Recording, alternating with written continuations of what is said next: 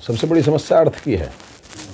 विशेषज्ञ भी ये कहते हैं, जितने भी मतलब अर्थशास्त्री हुए हैं और चाहे विचारक हुए हैं, उन लोगों ने भी एक बात ये कही है कि जो वर्तमान व्यवस्था तंत्र है या वर्तमान जो धन प्रबंधन तंत्र है, उसमें ये धन प्रबंधन की व्यवस्था कुछ इस प्रकार से बनाई गई है, इस व्यवस्था तंत्र के अनुसार ऐसी व्यवस्था है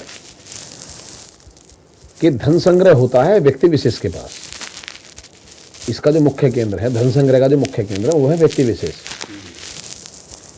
समाज इसमें घाटे में रहता है। तो इसमें अगर एक तबका अमीर होता है तो दूसरा तबका ऑटोमेटिक गरीब होता चला जाता है। मतलब गरीब और गरीब होता चला जा रहा, अमीर और अमीर होता चला जा रहा। ये विशेषज्ञों का भी कहना है कि सबसे बड़ी जो समस्या है हमारी धन प्रबंधन की है। मतलब जो धन प्रबंधन की जो व्यवस्था हमने बना रखी है, इसे किसी प्रकार से तोड़ा जाए और ये केंद्रित व्यवस्था है, इसे विकेंद्रित व्यवस्था बनाई जाए। या जैसे हम इस व्यवस्था को तोड़ नहीं सकते, तोड़ेंगे तो बहुत झगड़े हो जाएंगे। इसे हम तोड़ नहीं सकते, इससे बहुत संघर्ष करना पड़ेगा, एक नई कोई व्यवस्था इम्प्लीमेंट करी जाए। जैसा मतलब कुछ लोग कहने लगते हैं कि पहले वस्तु विनियम था, मतलब वस्तु के बदले वस्तु का लेन देन था, वो व्यवस्था ठीक तो थी, लेकिन अगर आज तुम उसे दोबारा से इम्प्लीमेंट करने लगो तो कैलकुलेशन में इतना दिक्कत आ जाएगी और ऐसी परेशानियों से मतलब समाज को सामना करना पड़ेगा ऐसी समस्याओं से कि सोच के भी आपकी जो रूह कांप जाएगी, हो ही नहीं पाएगा। किस किस को जाके समझाओगे, किस किस को बताओगे। तो इसमें इतना करा जा सकता है कि हम किसी व्यक्ति विशेष का जो केंद्र है आज की डेट में, उस केंद्र को बदल के हम समाज को केंद्र बना सकते हैं। ये सारी व्यवस्था जो खड़ी करी गई है, वर्तमान व्यवस्था जो दिखाई दे रही है आपको, ये वर्तमान व्यवस्था करी गई ईस्ट इंडिया कंपनी के द्वारा। और ईस्ट इंडिया कंपनी के मालिक कौन थे? अंग्रेज।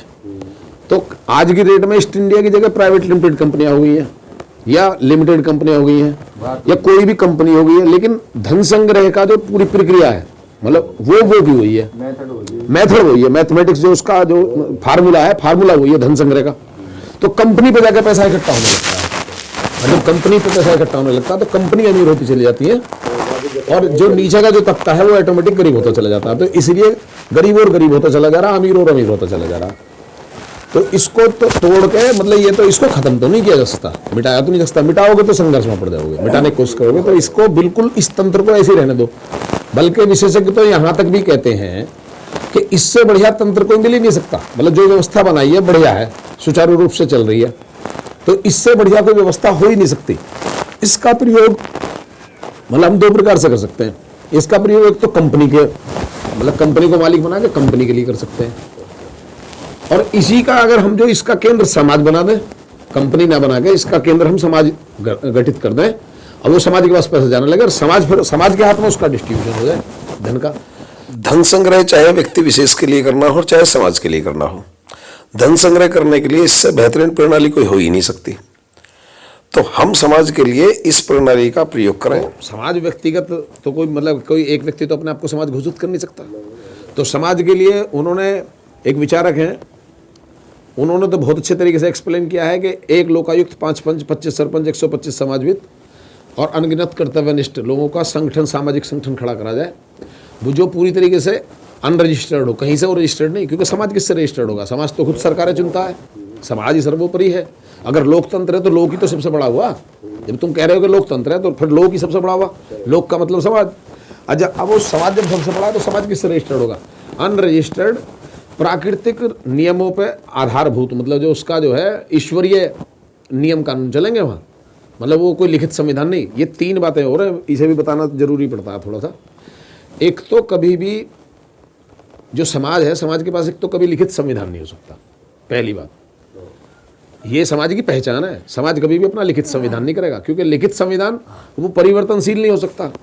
जबकि समाज में कदम कदम पर आज इस नियम की आवश्यकता पड़ रही है, कल दूसरे नियम की आवश्यकता पड़ रही है। वहाँ ना कोई न्याय के नियम ना कुछ है, वहाँ तो अपनी परख, अपनी समझ, अपना अनुभव, अपना जो एक होता पढ़ा हुआ, एक होता गुना हुआ। वहाँ जो गुना हुआ व्यक्ति है वो ज़्यादा सक्सेस है समाज के अंदर, वहाँ पढ़ा हुआ कामयाब नहीं है। समाज प्रतिपल बदलता है तो प्रतिपल परिवर्तित है और परिवर्तन प्रकृति का नियम है।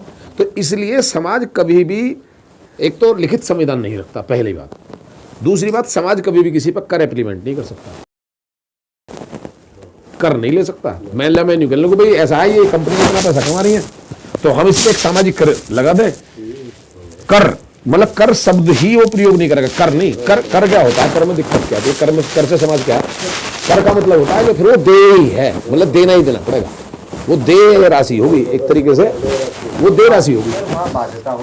बाध्यता, हाँ कर, हाँ राइट कर में जो बाध्यता आ जाती है तो वो किसी को बाध्य नहीं कर सकता कि इतने पैसे तुम्हें देने देने हैं।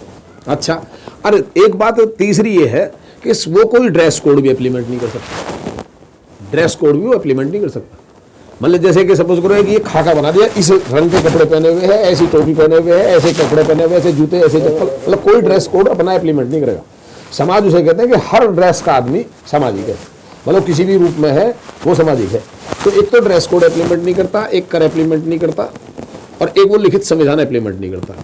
ये समाज, वास्तविक समाज जो होगा वो इस प्रकार से होगा। अब बात ये आती है कि इसको समाज को हम केंद्र बनाते हैं, बिल्कुल ऐसी जो ये धन संग्रह का जो केंद्र आज की डेट में कंपनियां बनी हुई हैं, कंपनी की जगह ईस्ट इंडिया कंपनी की जगह वैसी देसी कंपनी आ गई, गोरे अंग्रेजों की जगह काले अंग्रेज आ गए। तो इस तंत्र को ध्वस्त करने के लिए कुछ नहीं करना, हमें कहीं लड़ना नहीं है। बिल्कुल इसी प्रकार से हम लिखित की जगह अलिखित स्तर पे और रजिस्टर्ड की जगह अनरजिस्टर्ड स्तर पे, सामाजिक स्तर पे, वो सामाजिक स्तर होगा जो अनरजिस्टर्ड है, अलिखित है और ईश्वरीय नियम कानून से चलता है। मतलब प्रति पल परिवर्तित है, हर परिवर्तन को स्वीकार करने के लिए वो तैयार है। और वहाँ पढ़ाई लिखाई नहीं बल्कि अनुभव की बात चलेगी, अनुभव से निकल के आएगा। तो वो चीज करके उसमें समाज को हम गठित करके, और इसका केंद्र अगर समाज बना दे, धन संग्रह का केंद्र अगर समाज बना दे तो समाज अपने स्तर से फिर सामाजिक, क्योंकि सरकार से ज्यादा जो पहले खबर मिलती है, मान लिया मेरा कोई पड़ोसी भूखा मर रहा है, ठीक है, तो उसकी पहले समाज को पता लगेगी या सरकार को पता लगेगी?